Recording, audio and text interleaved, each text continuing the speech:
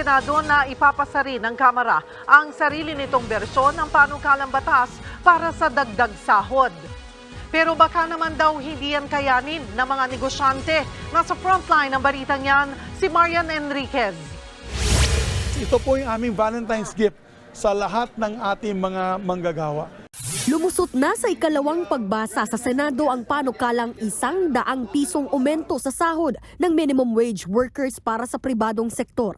1989 pa nang huling magpatupad ng taas sahod sa pamamagitan ng isang batas. May panawagan naman ang Senado sa mga kapwa mambabatas sa Kamara. Sa ating mga kasamahan dun sa House of Representatives na sana i-take up po nila itong measure na ito because we feel that it's time to help our workers, ating mga manggagawa na itaas ang minimum wage. Lalo-lalo sa Visayas at Mindanao. Target ng Senado na aprubahan sa final reading ang panukalang wage hike sa susunod na linggo. Sa Kamara naman, pinag-uusapan na raw ito. Sa katunayan, gusto pa nga raw nilang mas mataas at gawing 350 hanggang 400 pesos ang dagdag sa sahod. Para kay House Appropriations Vice Chairman at Iloilo Representative Janet Garin, kailangan lang daw itong pag-aralang maigi. Pinag-aaralan ito kasi hindi pwedeng bigyan mo ng mataas na sweldo yung mga tao, hindi naman gobyerno ang nagpapasweldo eh. So, yun ang medyo binabalanse natin. Dagdag pa ni Garin, maganda naman ang layunin ng panukala pero baka raw makasama pa ito. Mahigit 99% kasi ng mga negosyo sa bansa ay micro, small and medium enterprises o MSMEs. The burden is being passed on sa ating MSMEs. So, ang tanong natin, ilang mga maliliit na negosyante ang magsasara? So ang mangyayari niyan, magbabawas ng empleyado, will it do more harm than good?